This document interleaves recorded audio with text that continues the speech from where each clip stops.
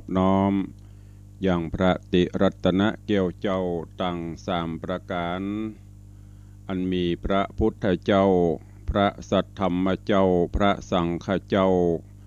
อันเป็นสรณะที่เปิ่งตีเคารพนับถืออันสูงสุดในชีวิต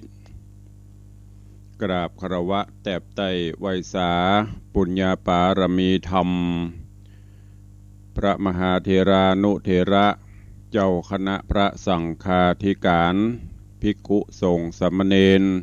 จุตนจุองค์โดยความเคารพเจริญสุขเจริญปอนปออกไม่ออกศรัทธานาบุญถิ่นจองห้องวัดจุหนุ่มเท่าใจยิงก็ขอน้อมต้อนรับทุกท่านเข้าสู่รายการมรดกธรรมกำเมืองต่างสถานีวิทยุกระจายเสียงพระพุทธศาสนาแห่งชาติและสังคมคลื่นเพื่อการศึกษาพระพุทธศาสนาและวัฒนธรรมคลื่นวิทยุสีขาวเพื่อเจ้าประชาตลอดจนคลื่นวิทยุพระพุทธศาสนาและจริยธรรมส่งสัญญาณกระจายเสียงจากสถานีวิทยุวัดฝ่ายหินตำบลสุเทพอำเภอเมืองจังหวัดเชียงใหม่สถานีวิทยุวัดหนองกายตำบลสันปะยางอำเภอแม่แตงจังหวัดเชียงใหม่สถานีวิทยุ CM77 วิทยุอินเทอร์เน็ตล้านนาสถานีวิทยุพระพุทธศาสนาจังหวัดเชียงรายสถานีวิทยุคลื่นพระพุทธศาสนาและจริยธรรมวัดพระธาตุเจ้าดอยสุเทพสถานีวิทยุในเครือข่ายของคลื่นวิทยุสีขาวเพื่อเจ้าประชาอันประกอบไปด้วยสถานีวิทยุบ้านทุ่งเรดิโออำเภอสันปะตองจังหวัดเชียงใหม่สถานีวิทยุเวียงป่าเป้าเรดิโออำเภอเวียงป่าเป้าจังหวัดเชียงรายสถานีวิทยุวัดห้วยตองซักอำเภอจอมตองจังหวัดเชียงใหม่สถานีวิทยุของคณะสงฆ์อำเภอฝางจังหวัดเชียงใหม่สถานีวิทยุมนต์เสียงธรรมวัดบุพรามอำเภอแม่แจ่มจังหวัดเชียงใหม่สถานีวิทยุชุมชนคนเมืองลี้อำเภอลี้จังหวัดลำพูนสถานีวิทยุเสียงธรรมจากวัดจันทร์อำเภอกัลยาณิวัฒนาจังหวัดเชียงใหม่สถานีวิทยุสีคำเรดิโออำเภอเวียงสาจังหวัดน่านสถานีวิทยุเสียงใสเรดิโออำเภอต้าวังผาจังหวัดน่านสถานีวิทยุชุมชนคนเหนือเขื่อนอำเภอฮอดจังหวัดเชียงใหม่สถานีวิทยุน่านฟ้าเรดิโอ FM 101.75 ตั้งอยู่ณตำบลป่าแดดอำเภอเมืองจังหวัดเชียงใหม่สถานีวิทยุวิทยาลัยสงฆ์นครลำปางวัดบุญยวาสวิหารอำเภอเมืองจังหวัดลำปางสถานีวิทยุแดนดินถิ่นล้านนาอำเภอสันปะตองจังหวัดเชียงใหม่และสถานีวิทยุล้านนาเรดิโออำเภอโสปราบจังหวัดลำปางตลอดจนวิทยุชุมชนเสียงตามสายห่อกระจายข่าวตามวัดตามวาตามหมู่บ้านต่างๆที่ได้ร่วมกันเผยแพร่นำธรรมคำสอนสู่ญาติโยมในเวลานี้รายการนี้ดำเนินโดยกล่าวกับผมอาตมภาพพระครูวิสิทธิ์ศิลาพรเจ้าคณะตำบลป่าแดดเจ้าอาวาสวัดวังสิงคำตำบลป่าแดดอำเภอเมืองจังหวัดเชียงใหม่เป็นผู้ดำเนินรายการก็จะได้น้อมนำเอาธรรมะสาระข้อคิดแบบปืนบ้านล้านนามาปะปะกับครูบาอาจารย์และญาติโยมเป็นประจำซึ่งโดยเฉพาะในวันพุธทุกวันพุธก็มีการลิงก์สัญญาณไปตามเครือข่ายคลื่นวิทยุสีขาวเพื่อเจ้าประชาตามรายนามของสถานีวิทยุดังที่ได้แจ้งไปแล้วก็ต้องขอกราบขอบพระคุณ ในเมตตาบารมีของท่านผู้อำนวยการทุกสถานีที่ได้มอบถวายเวลาให้กับทางรายการและขอขอบคุณอนุโมทนาสาธุชนญาติโยมทุกท่านที่ได้ติดตามรับฟังเป็นขวัญเป็นกำลังใจมาโดยตลอดปากันวันนี้อากาศสดชื่นแจ่มใสเย็นสบายเนื่องจากฝนฟ้าตกลงมาตั้งแต่ตะวาแล้วก็วันก่อนหลายที่ตกกันแต่ที่วัดวังสิงคำนี้ตกตะวา ตะคืนตะวาแล้วก็ตะคืนก็ตกตอนเจ้านี้ก็ยังหมอกสุยๆอ้อยๆอยู่ก็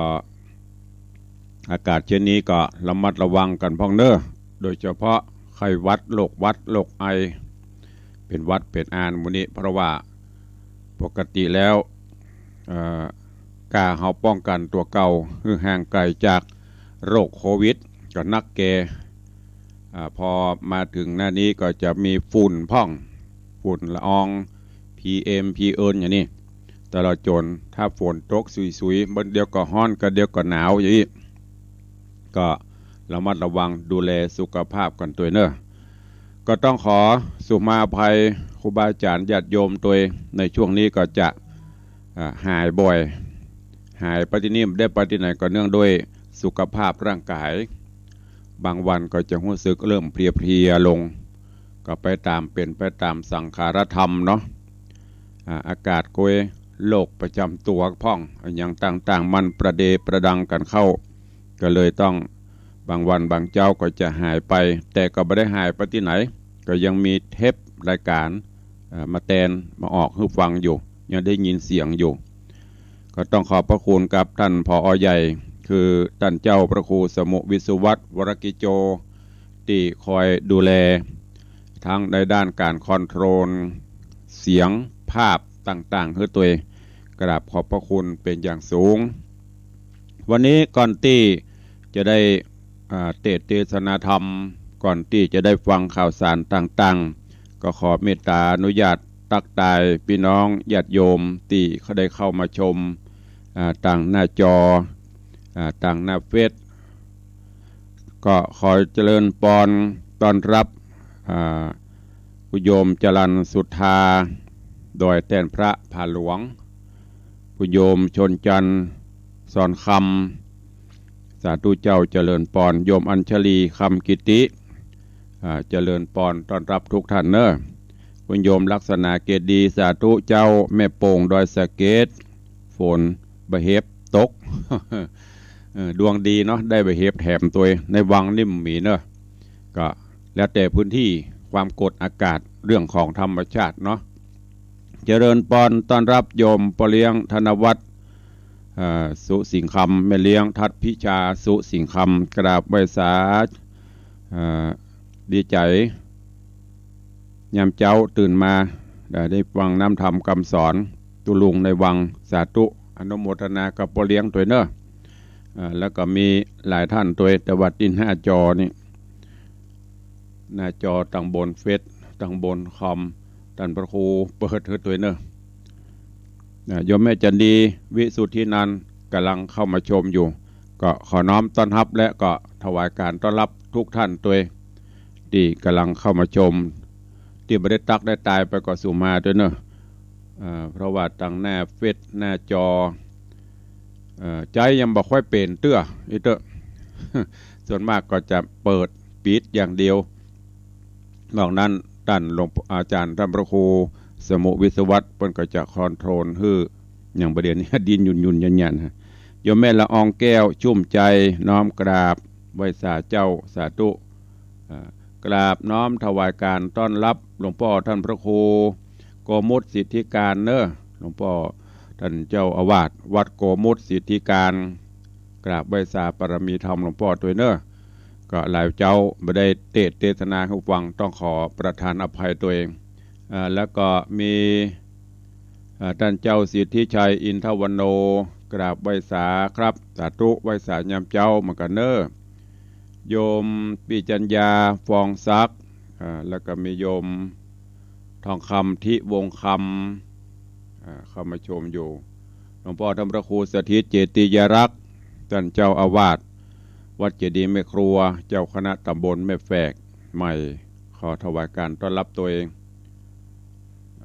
นอกจากนั้นก็มี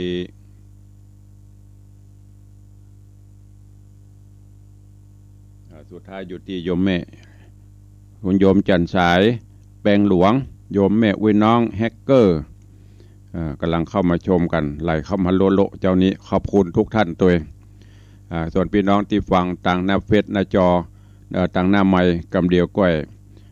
ตักตายกันเนอะโยมแม่จันดีบอกกราบนมัสการเจ้าธรรมพระครูสาธุเจริญปอนยำเจ้าโยมแม่ด้วยเนอะก็วันนี้ที่ ทางคลื่นสีขาวเฮาก็มีการปฏิบัติธรรม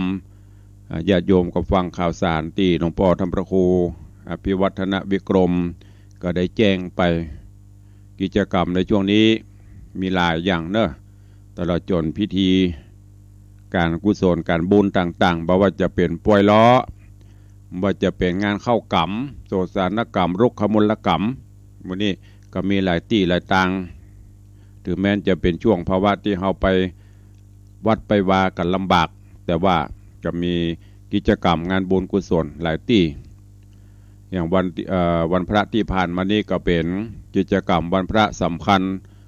ในทางพระพุทธศาสนาและก็เป็นประเพณีของต่างล้านนาเขาตัวเอง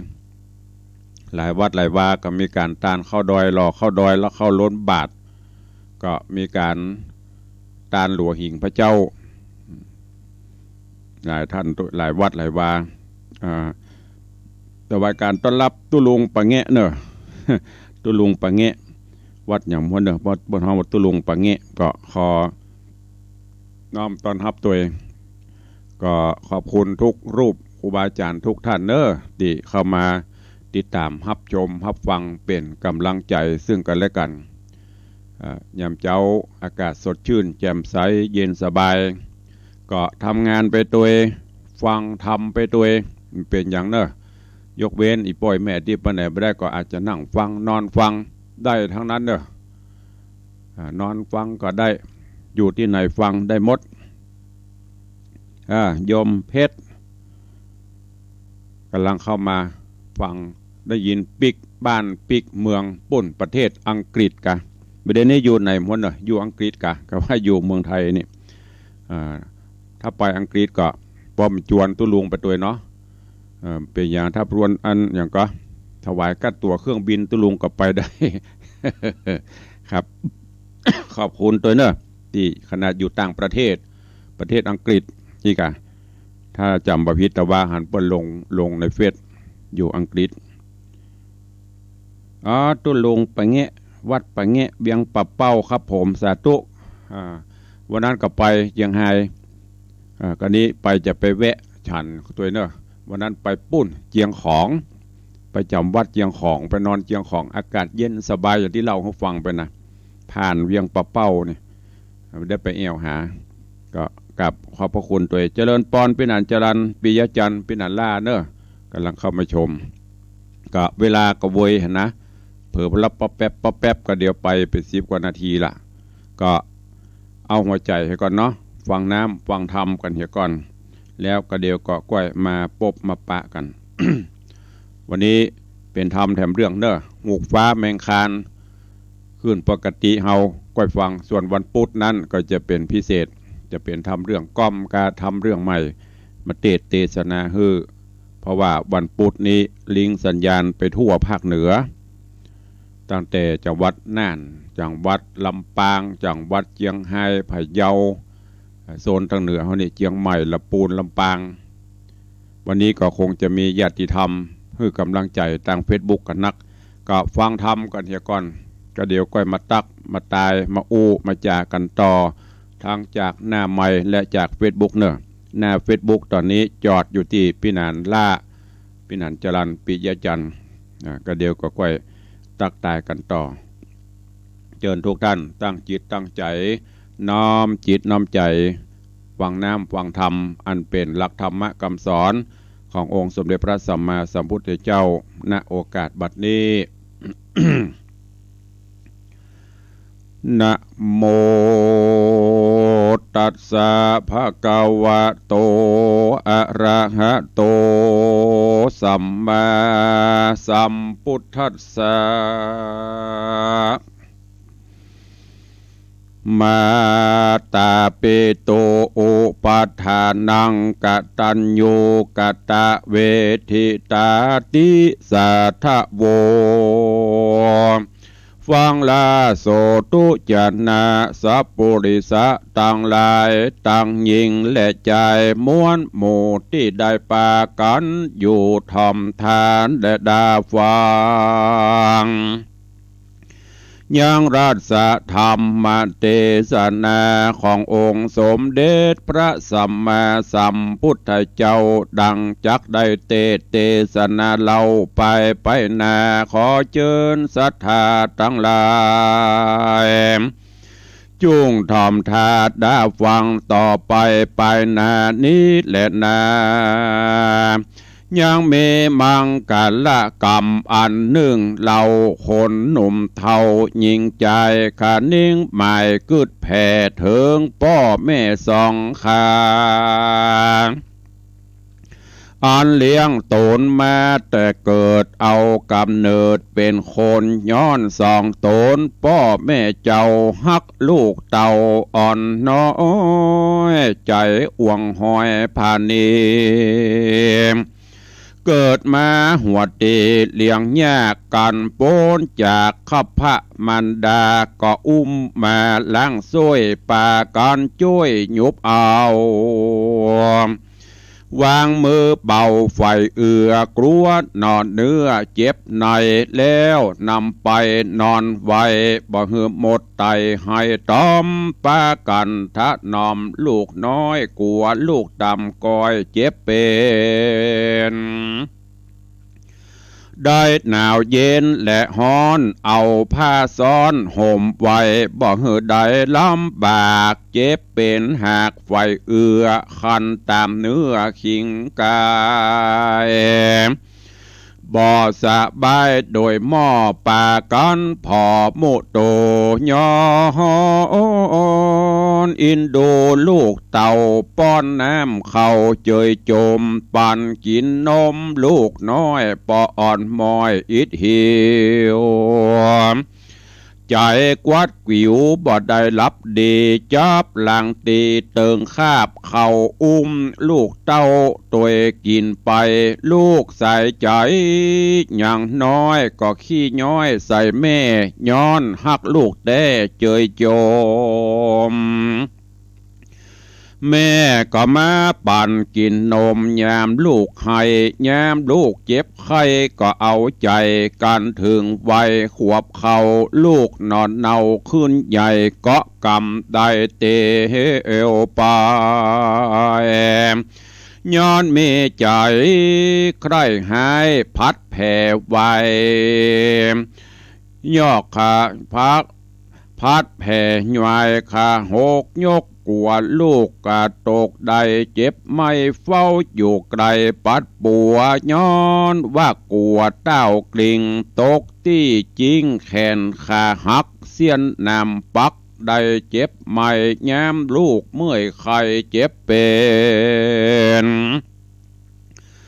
ได้หนาวเย็นและฮ้อนบ่ละผ่อนยุกยาหาหมอมาบอกคร้านบอกว่าบ้านไกลบอกว่าบ้านใกล้ไก่เครื่องเล่นได้ในโลกเครื่องบริโภคจุอันจีนป่ามันแหบไว้หือลูกของบดถูกไข่แปงก็สะแวงเสาะซื้อหาไว้หือบุตร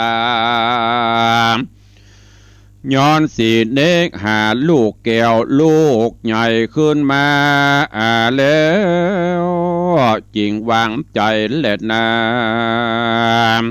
ส่วงลูกยิงใจนั่นเล่ากึดถึงพ่อแม่เจ้าตั้งสองตามแนวกองแต่ก่อนยังน้อยอ่อนยาววาย สองสายใจพ่อแม่อันเลี้ยงแก่เฮามาตุกนักหนาหลายแหล่สองพ่อแม่นั่นเล่ายามกินข้าวก็บ่ได้กินเดียงลูกกวนขีบ่หย่อนบ่ได้พักผ่อนยามนอนล้างเตื้อสายสะมอนลูกไทยเจ็บป่วยไข้หนาวหนา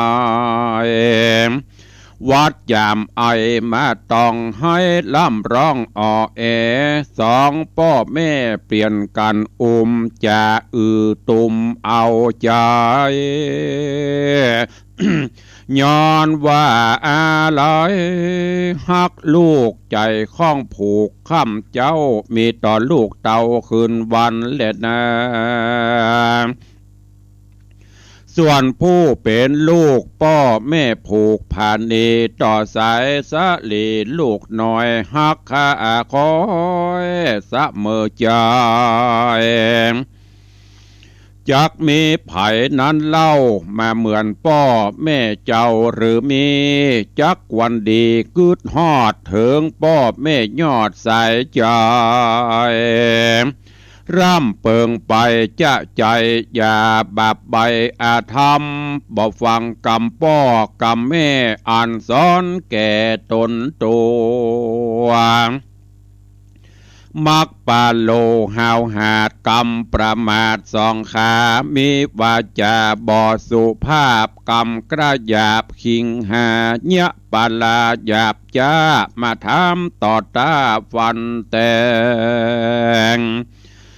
จะเสียงแข็งจะถอยจากกล่ำจากกล่าวถอยประมาทเกิดเสียจาดเป็นคนบาปกรรมตนสร้างก่อได้ด่าพ่อตีแม่บ่หูกุลแก่ปิตากุลมารดาแม่เจ้าซ้ำบาปเศร้าทารุณบ่เกยแต่นกุลเข้าน้ำเข้าป้อนพร่ำนมปั่นตัวแห่งมันนั่นใสเป็นคนบาปใบอากตันอยู่และนาปานดังลูกยิงใจไตลาบ่หยาบจ้าปาลาหูกุลสองขาปอแม่อันเลี้ยงแก่ตนมาสะแหวงหาเข้าน้ำบัตถุพรำปัจจัยด้วยใจใสโจมจื่นยกย่อยืนปิตาตั้งมันดาแม่เจ้าย้ำเมื่อสองเท่าเครื่องขี้เจ็บป่วยมีเมื่อยข้าอายบ่หอนได้วางใจนำป่าไปหาหมอบริรอเนิ่นจาบรอทาเป็นหลายเด้วคงควายบีบนวดที่เจ็บปวดกายกันส่องขาหายแล้วลูกจุ่มลูกแก้วจริงวางใจและนากันกำกราพญาตมาต้องปาดอินทรีย์ได้ตายนี้ละพรากปล่อยกลาดจากเมืองคนลูกเตรียมตนน้อยใหญ่ปฏิบัติไข้กองดีตามประเพณีแต่ก่อนบ่ละผ่อนอันได้ฟังธรรมไปติดต่อบอกขาดคอตั้งบุญมีศีลนูนบอกขาดบ่ประมาทลาสาปราดไขจากล่าวจี้ว่ากองอันนี้แม่นกตัญญูตาบุญจักมาช่วยกรรมได้ล่วงลำเครื่องขี่ฮือได้หนีพ้นจากต่างตุกยากอนตะไรภัยยะหลายน้อยใหญ่บ่มาไกลตนตัวดังนิทานธรรมเรื่องลูกงัวน้อยอ่อนตั้งแต่ก่อนเมื่อมาแม่มันปาสอดล่าเสาะกินหญ้าแดนไกลเสาะกินไปจะใจลวดละลูกไว้ไกลตา เสือดงหนาตัวกลาพดมาตอนหนาบัดเดียวเต้นรีบเร็วเข้าไกลกาบหอบแม่งัวไว้สับปั่นแม่งัวหันบรอดที่มวยมอดเป็นผี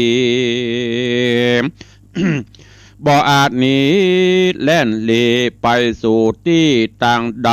แม่งัวจริงจะใครบอกเราว่าดูราเสือเท่าดงเรียง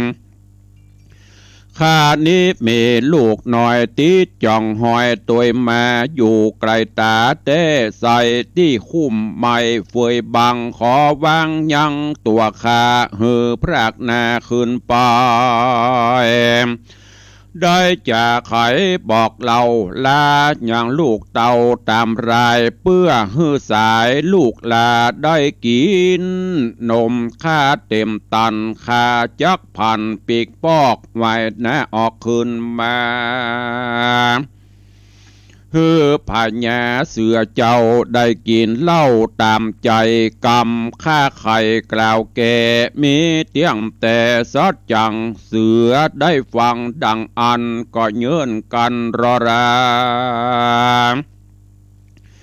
เอาปะเตียนยานมันแกนปล่อยงัวเล่นขึ้นไปแม่งัวไวรีบห่าวไปรอดดาวโบตาก็ใครจะกล่าวโอฮือลูกหูตามเมลูกงัวดีตัวน้อยกึดข้าคอยไปมาว่าปิตามันดานี่ใส่มีกุนใหญ่เหลือลายกูกวนตายแตนแม่เพื่อตอบแก่แตนกูนจากเป็นบนบอดหน่อยติดจ่องหอยกับตัวกันลูกงัวกึดแล้วก็กราดแกล้วภายพันโดยเร็วปันรีบห่าวไปสู่ดาวเสือลายขอไปตาแตนแม่เปื่อตอบแก่แตนกุลก็มีวันนั้นแหละนะ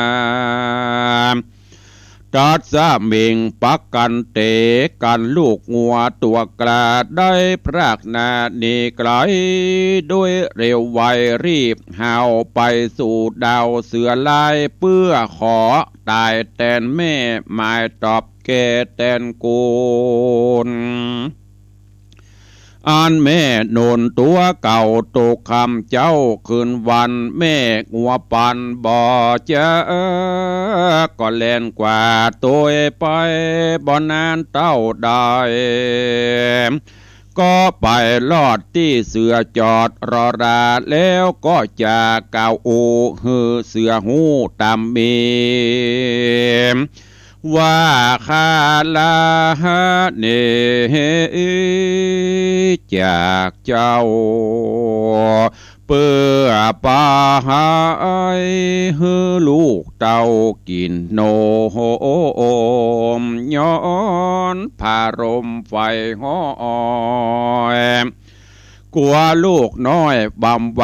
ข้าจักตายความนาขอฮือลูกข้าอยู่สวัสดี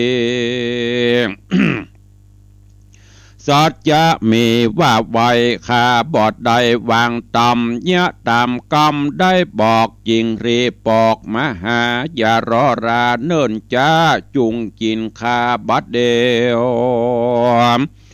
ลูกงัวเร็วบอกเราว่าข้าแด่เจ้าเสือลายข้าขอตายแตนแม่เพื่อตอบแก่แตนกุลอันแม่ได้หนุนตัวข้า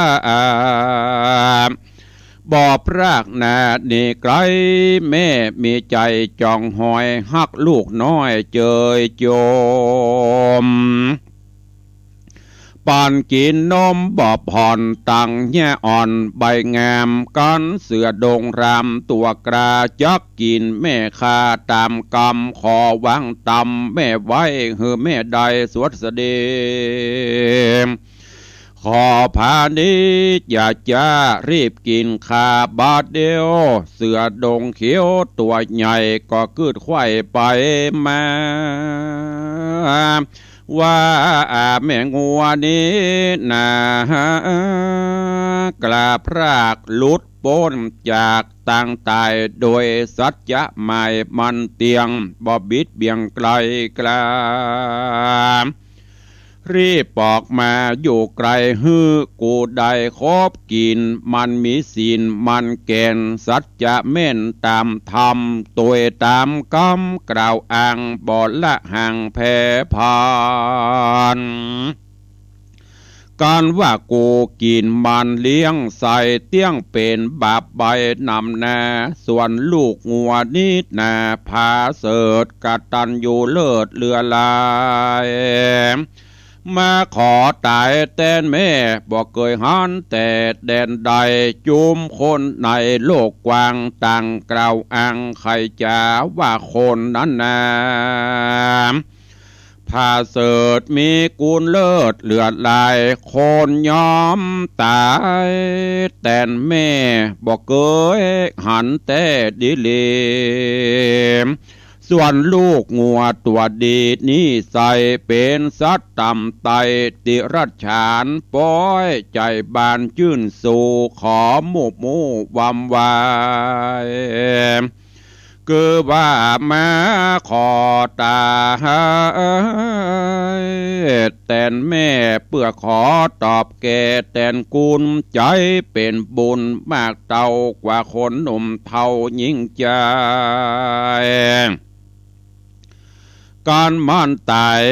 ความนาย้อนกูกาบกว่ากินมันบาปอนันบอดน้อยเตี้ยงจ่องหอยตนกูกวนอินดูละไว้คือมันได้สวดเสดีเสือดงรีตัวใหญ่การกืดควายไปมาก็จริงจะบอกเราว่าขอสู่เจ้าตั้งสองอย่าได้มองต่ำก้อยหรือตุกโศกหอยมองขีกูยินดีโป่งขาดอนุญาตวางไปบอกกินไผ่สักผู้บอกหือมูวำไว้เหตุสู่ตั้งหลายแม่ลูกปฏิบัติถูกตามธรรมแม่นอยากนำจนเสบใส่กูก็จักอดไว้ไปนายสู่จุงใบคืนสู่อย่างที่อยู่เดิมมาจุงหักษาตัวเก่าอยู่เตียงเต้ายาวาจีวังงัวได้ฟังเสือกล่าวใจจืนเย้านานำจริงไข่กำตอบถอยมีบอดน้อยนาแล้วก็ลาเสือเทาปอกที่เก่าแดงมันก็มีหันเล็ดนาอันว่าปราดเจ้าผู้ฉลาดได้โอกาสขี่ญาสอนคนนาหน่อยใหญ่หือหูควายกองดีว่าคนสัจจะมีมันเตียงบอบบิดเบียงกลาไกลบ่มีใจมืดบอดหูเกิดรอดถึงกุลอันต้านนุนก่อไว้หือตัวใดสวดเสดีบ่หลีกนิดแหน่งนายหูตอบใส่แตนกุลยอมเป็นบุญอันใหญ่ป่าหือใดเจยบานสุขสำราญเตี้ยงเต่าจุข้ำเจ้าแหลงงาย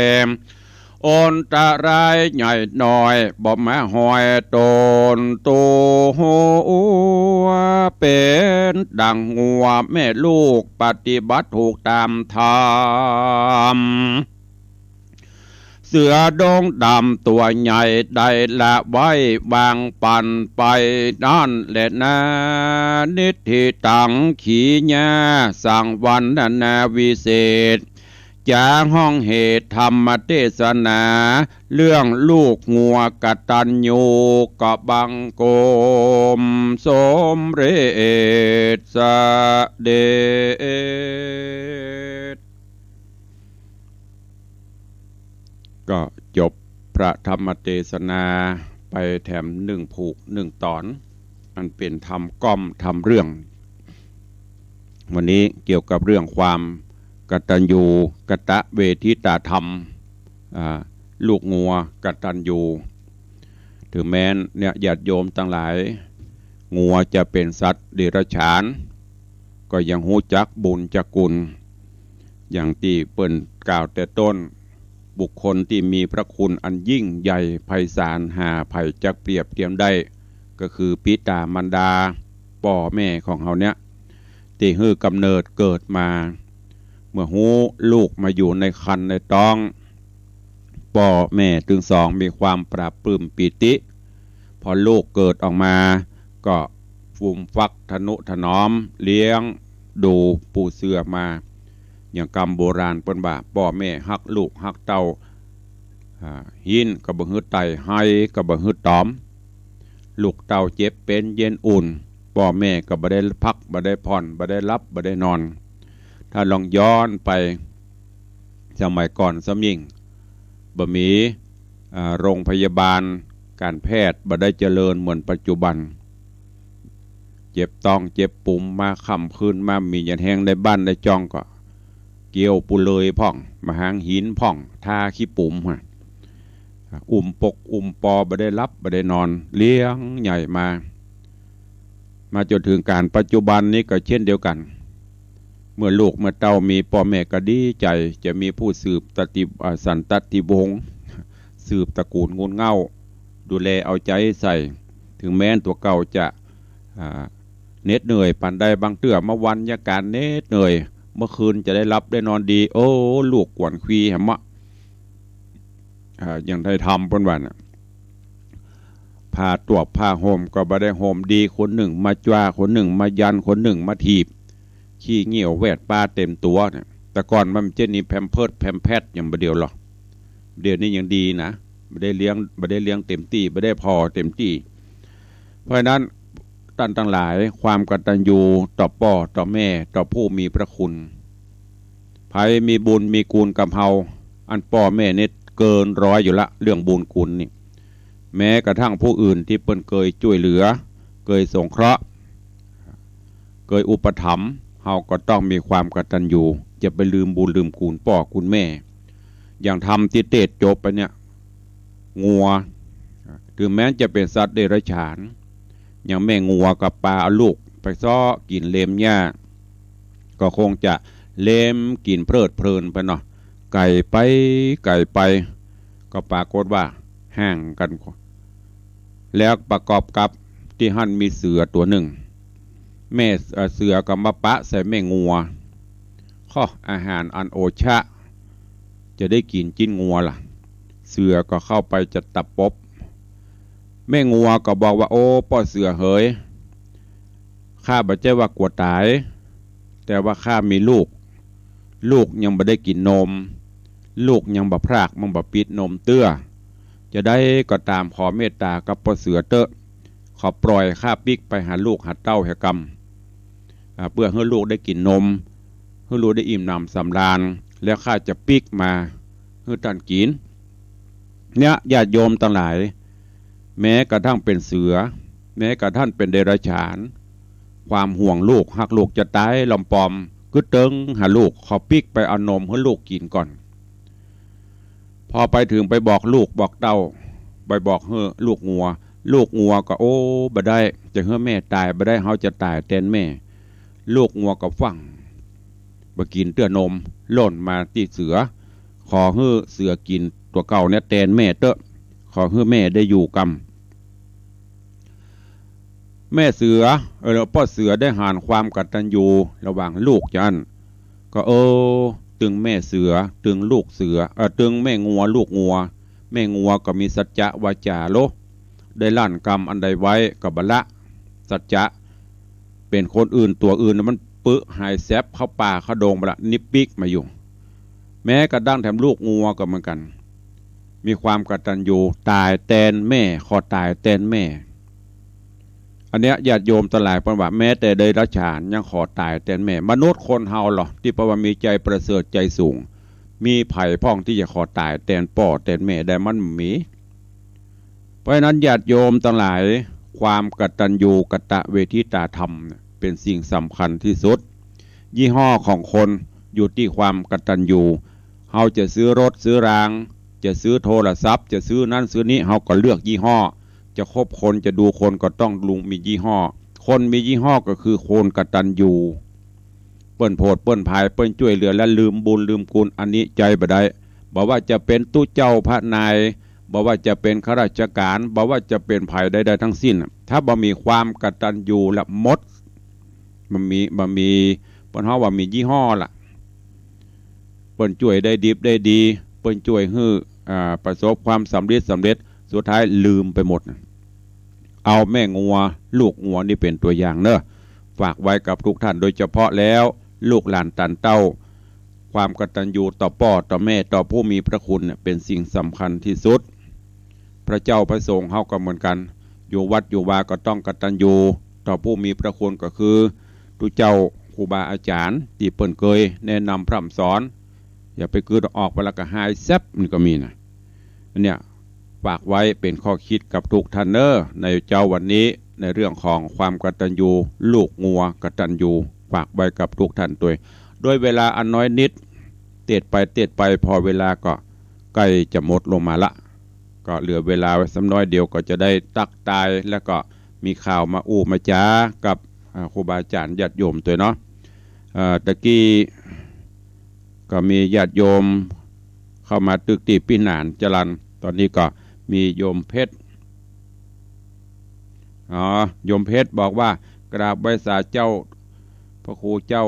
ในวังอยู่อังกฤษโดยฟังธรรมอยู่สาธุเปิดปีกไปประเทศอังกฤษอยู่อังกฤษฟังชัดเจนดีก็เราเปิดฟังเปิดอะไรอย่างก็ทำเมืองเฮ้ยโยมทางอังกฤษฟังเพื่อให้อย่างรู้เรื่องวะฮะ อะไรเป็นนะโมตัสสะ ขอบคุณเนอะโยมเพชรเนอะปีกบ้านปีกจองถึงประเทศอังกฤษโดยสวัสดิภาพละประเด็นนี้อยู่อังกฤษฟังตุลุงในวังอยู่สาธุอนุโมทนาถวายการต้อนรับท่านเจ้าอาจารย์พระครูสิริวชิโรภาสเปิ้นฟังอยู่แล้วก็เซียวถึงนำเจ้านะ ไว้สาอนุโมทนาบุญสาธุเนอะเจริญปอนต้อนรับแม่ครูเหรียญทองจันทีได้รับเรียบร้อยแล้วนะบัตรตกเทนละแม่ครูว่ากันนี้ถ้าบัตรตกกันเนาะเปิ้นให้หอมสร้างห้องปลดทุกข์มา 1,000 บาทขอบคุณกับโยมแม่ครูเหรียญทองจันทีตัวตู้เจ้าหลวงสุนันตา ท่านจันพระครูหลวงพ่อพระครูรองอำเภอแม่แตงสาธุเนอะวันนี้เป็นบุญบารมีได้เข้ามาชมตัวหลวงพ่อพระครูวัดพระธาตุสุนันทารองเจ้าคณะอำเภอแม่แตงซึ่งเป็นพระมหาเถระผู้ใหญ่ตัวก็ขอกราบถวายการต้อนรับหลวงพ่อด้วยเนอะทุพี่สมพรทิตาโสพโนวัดเจดีเหลี่ยมนี่ก็กำลังเป็นไม่ใช่กำลังเปิ้นก็เป็นนักเทศเสียงทองติดตามข่าวสารของเปิ้นอยู่ขอบคุณด้วยเนอะที่ได้เข้ามาชมมาฟังโยมยุพินอินทโสมกำลังเข้าชมอยู่แล้วก็ไผ่นี่ตะวันอันอย่างแม่นกว่าตะวันกับวัดตะเวนตะเวนกันอย่างนี้มันเป็นภาษาอังกฤษอ่านไม่ได้นะต้องอ่านผิดอ่านถูกสุมาอภัยด้วยเนอะก็นี้เป็นญาติธรรมครูบาอาจารย์ที่เข้ามาติดตามรับชมรับฟังต่างหน้าจอ Facebook ไลฟ์ส่วนพี่น้องที่อยู่ต่างบ้านต่างจองกำเดียวก็จะได้ตักได้ตายกันก่อนที่จะได้อู้ได้จ๋าตั้งหน้าใหม่ก็ขออนุโมทนาและประชาสัมพันธ์ข่าวสารเนอะตุลุงได้ดำริที่จะจัดสร้างห้องสุขาห้องปลดทุกข์ห้องสุขาวดีโดยก็คือห้องน้ำห้องส้วมนั่นแหละซึ่งเป็นปัจจัยสำคัญปัจจุบันนี้ญาติโยมทั้งหลายคนมาวัดมาบาจำเตี้ยขี่รถขับพื้ปุ่นมุ่งตรงสู่ห้องปลดทุกข์ห้องสุขาวดีปุ่นห้องน้ำปุ่นอันที่เขายืนท่านนำถามซะยังหรือบ้านก็ถ้าจะทำก็นึกว่าเพื่อจะถามตุลุงอันห้องพระไปตันใดมาถามห้องน้ำเป็นไหนครับนั่นแสดงว่าพระเปิ้นไปแล้วเปิ้นหมดตุกปลดทุกลองส่วนเปิ้นส่วนเฮาถ้ามันเจ็บต้องเจ็บไส้แล้วมันเหมือนตุกหน้าบี้หน้าโขนคิงลูกเยือกถ้าไปแล้วมันปล่อยปลดทุกเปิ้นเขาว่าโอ้คนใดได้สร้างแปลงห้องน้ำห้องสุขาเนี่ยจะได้หมดทุกหมดโศกหมดโรคหมดภัยสบาย ถ้าไปปลดทุกข์แล้วมันสบายสุขาวดีแดนสุขาวดีก็ห้องน้ำห้องสุขาเฮาบอกให้ดีแปลงมากับเมินก็เลยกึศดำริจะสร้างขึ้นเพื่อมันมาตรฐานดังนั้นก็ขอเมตตาเชิญชวนเนอะอีป่อยแม่ครูบาอาจารย์ตู้เจ้าพระนายเขาก็ดีก็ช่วยกันสร้างไปใครจะร่วมโมทนาบุญก็จะแปลงมาตรฐานตามกระทรวงสาธารณสุขเปิ่นมีที่ขึ้นของผู้พิการมีห้องน้ำแยกชายแยกหญิงห้องน้ำพระเนนเป็นสัดเป็นส่วนใจสุขภัณฑ์ที่ดีหน่อยท่านผู้ใดมีเจตนากึศใจได้ควายใจตันปอมีจูเสียทีใจบุญในทุนใจดีใครสร้างใครแปลงตาลเนาะได้อยู่สุขสบายหมดทุกหมดโศกตัวเองถ้าจะรับเป็นเจ้าภาพเป็นห้องละ50,000 บาท50,000 บาทนี่คือทั้งหมดทั้งสุขภัณฑ์เป็นห้องก็จะได้ติดจารึกชื่อหรือจะร่วมตามจิตเจตนาศรัทธาก็ได้เนอะสุดแล้วแต่ก็ในตอนนี้ขออนุโมทนาบุญขอบคุณกับผู้ร่วมบริจาคเข้ามาอันมีโยมแม่มาแดงตาวังสิงคำ300แม่อุ้ยเขียวนางสาว4,000ตะนัง300แม่นงครานชัยรัตน์300โยมอารีสดับ200โยมแม่จันเพนคำโพธา1,000 บาทโยมแม่ครูเหรียญทองจันที 1,000 บาทโยมสุธนีนวลศรีดอนแก้วสระปี200ป้อขาวแม่คำสุขชุ่มพระวงศ์อุโมงค์ละปูน500โยมวาสนาสมสวยกิวแลโดยสเกต300แม่ยวงคำปัญญาชุมพูแม่เหีย300โยมแม่มุกดาวิไลพันธ์500โยมสุวรรณอินใหญ่โยมนัทวุฒิอินใหญ่ 1,000 บาทโยมนิราวันหมื่นเที่ยงบ้านต้อ100 บาทแล้วก็มีโยมป้อประพันธ์แม่อัมพาทาอุโมงค์500 บาทโยมแม่จันดีวิสุทธินันเจดีแม่ครัว 5,000 บาทโยมแม่ประณีพยัคฆ์ไข่หพลบ้านหนองแต้นสันปะตอง 10,000 บาทโยมแม่สุภาอุปนันท์แม่บ้านหนองหาน300 บาทโยมพานีโชติจินดามณีอู่ศรีรัตยนต์หนองควายหางดง 1,000 บาทโยมแม่แสงจันทร์ชัยทิพย์500 บาทแม่อัมพันธ์แตงโสภา500 บาทปรัตแม่ศรีนวลชัยทองคำต้าบี500 บาทแม่อุ้ยมอนจันคำแสงบุญ200 บาทร้านนาชากาแฟ300 บาทแล้วก็มีโยมที่รับเป็นห้องเป็นเจ้าภาพเป็นห้องก็มี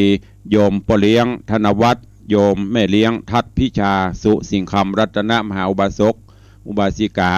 วัดวังสิงคำร่วมเป็นเจ้าภาพสร้างห้องน้ำห้องปลดทุกข์ห้องสุขาวดี2 ห้องเป็นเงิน100,000 บาทอุทิศกุศลให้โยมปออุ้ยมอนสิงคำใจแก้วโยมแม่อุ้ยมอนสุใจแก้วปิตามันดาท่านละ1 ห้องเป็นเงิน100,000 บาทแล้วก็มีตุลุงในวังอาตมาภาพบอกบุญเปิ้นตัวเก่าก็ร่วมเป็นเจ้าภาพ1 ห้องอุทิศกุศลไว้ไปหน้าท่านผู้ใดมีเจตนาให้ร่วมบุญกุศลเจริญปอนเจิญเนอะโยมเพชรอยู่ต่างอังกฤษก็โอนมาเหียสักล้านเนอะ จะได้ช่วยกันสร้างแล้วบ่อยๆเอาละเวลาเหลือน้อยเข้าไปเพื่อจะมีญาติธรรม FC ร่วมบุญกุศลในเจ้าวันนี้ตักตายกันหน้าใหม่เข้ามาได้เนอะ0817836540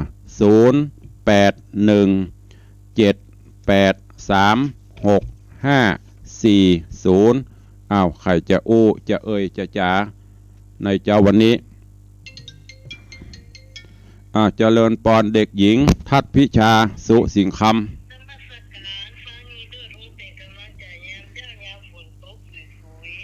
สาธุ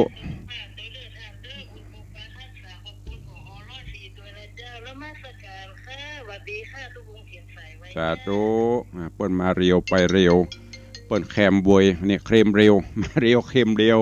สวัสดีค่ะแล้วก็ปิดเลยเจริญปอนต่อโดยพ่อเลี้ยงครูบาท่านเจ้าทุกตนทุกองค์ทุกวัดทุกวาเลยนักศีลนักบุญไปเลยสาธุไปสาตอนเช้านี่อย่างมันดีแต่ดีว่าเนาะอย่างต้องงัวนะกะมันกตันอยู่แต่พ่อต้องแม่ถ้าแบบกตันอยู่นี่มันมียี่ห้อเนาะมียี่ห้อละหมดยี่ห้อเป็นของโลเลยเนาะเขาขายเป็นของเก่า ใครไปบอกเจ้าโอ้ไอ้สาเนอที่เต้ทางได้ทำมึงฟังดีอกดีใจเด้อไอ้สากำลังใจดูแลสุขภาพไปเด้อ สาธุอนุโมทนาขอบคุณพ่อเลี้ยงเด้อ เจ้าสมการคุ้มครองเด้อปกปักรักษาเด้อ สาธุอนุโมทนาขอบคุณโยมพ่อเลี้ยงแม่เลี้ยงตัวเจริญปอนโยมแม่อินว่า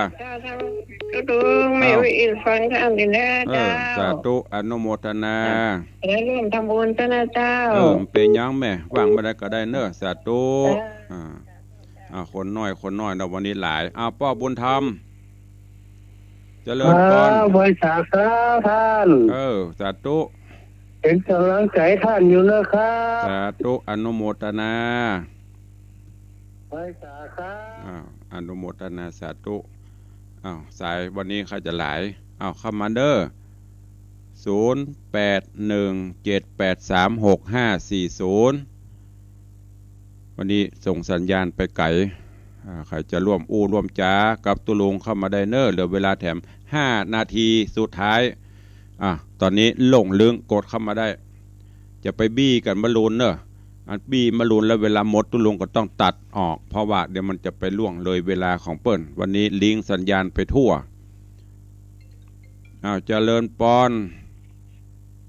ติดแล้วก็เลยไม่สาเจ้าหันพระพุทธสาธุมาจากบ้านบกว่า5แต่มัวแล้วมันเมมจื่อวันนี้แล้วเอาว่าได้ว่าไปเลย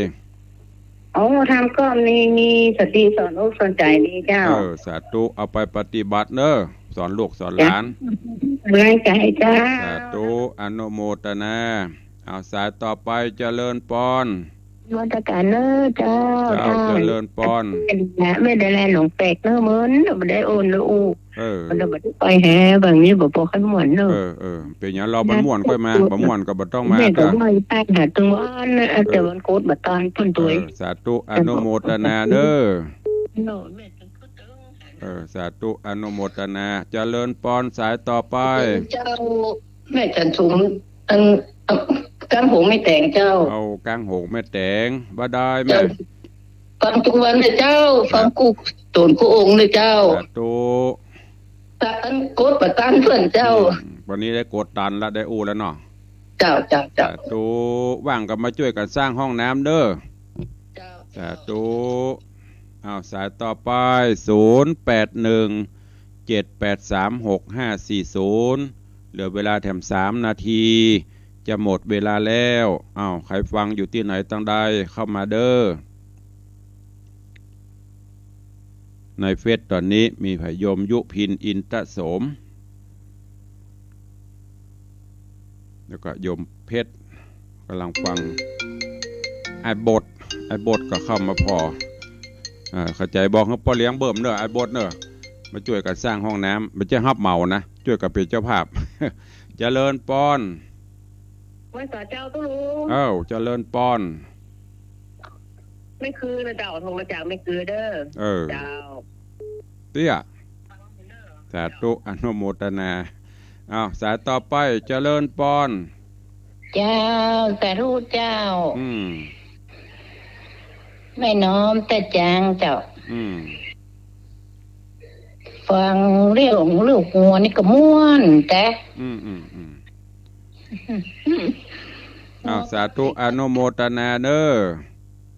บุญรักษาสายต่อไปญาติโยมฟังม่วนก็ดีใจจะไปม่วนบ่ได้เด้อเอาไปปฏิบัติเอาไปสอนลูกสอนหลานเรื่องความกตัญญูกตเวทิตาเนี่ยเป็นสิ่งสำคัญแม้แต่เข้าปากเดียวก็ต้องหูกตัญญูถ้าคนมียี่ห้อมีความกตัญญูนี่อยู่ไหนก็ต้องกลัวตุกก็ยากแต่ถ้ามีความกตัญญูจบข่าวหมดยี่ห้อ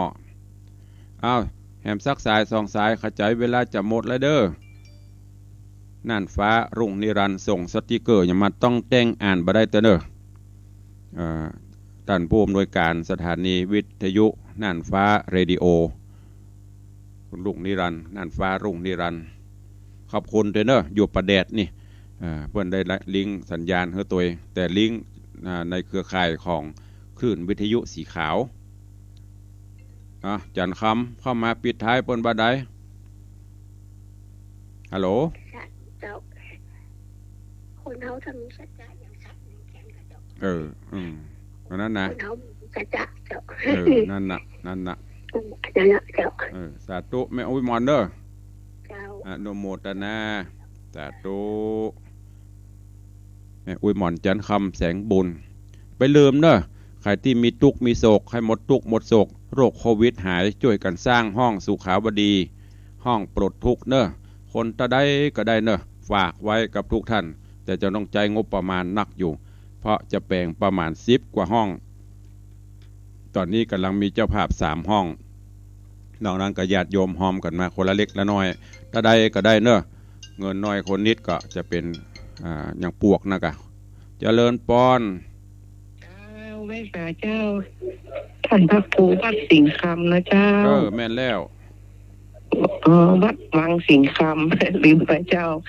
เคยหันท่านพระครูแล้วเจ้าเจ้าไปสาเจ้าฟังอยู่เจ้าวันนี้เปิดมาตัดเจ้ากูเตือนมาตัดกันมาประจับจะบอกว่าวันไหนเปิดกับเปิดนี่แต่มาตัดไปเจ้าฟังจากไหนอันนี้แม่ที่ไหนบ้านโฮงเจ้า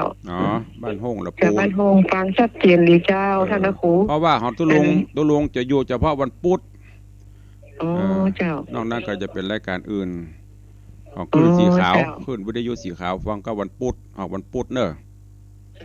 สาธุอนุโมทนาสาธุเนอะไปอยู่บ้านโฮงแต่ว่าเปิดมาปะจริงก็มีถึงวันแต่ว่ารายการตุลงจะออกวันพุธเนาะเอาแล้วนะเวลาหมดเวลา7:01 นาทีละเลยเวลาเปิ้นมาละต้องนำรายการจากครูบาอาจารย์ญาติโยมไปก่อนอู้กันหนัวให้หัวกันม่วนอู้จ่าอันใดไปบ่ถูกต้องก็ขอกลัวเป็นบาปเป็นกรรมสุมาอภัยกับญาติโยมก็สุมาอภัยกับทุกเจ้าด้วยเด้อวันนี้ขอนำรายการจากกันไปก่อนเป็นประจำทุกเจ้าถ้าฟังจากวัดไฟหินปะกับตุลุงทุกเจ้า6 โมงถึง7 โมงถ้าเป็นคลื่นวิทยุสีขาวปะตุลุงเฉพาะวันพุธเนอะวันนี้ขอบพระคุณท่านผู้อำนวยการทุกสถานีแล้วก็เจ้าหน้าที่ช่างเทคนิคทุกท่านขอบคุณทุกท่านที่ติดตามรับชมรับฟังเวลาหมดเวลาเลยเวลามาแล้วขอนำรายการจากไปก่อนปะกันใหม่วันต่อไปอยู่ดีมีสุขเหมือนกันจุตนจุองจุผู้จุฝนเนอ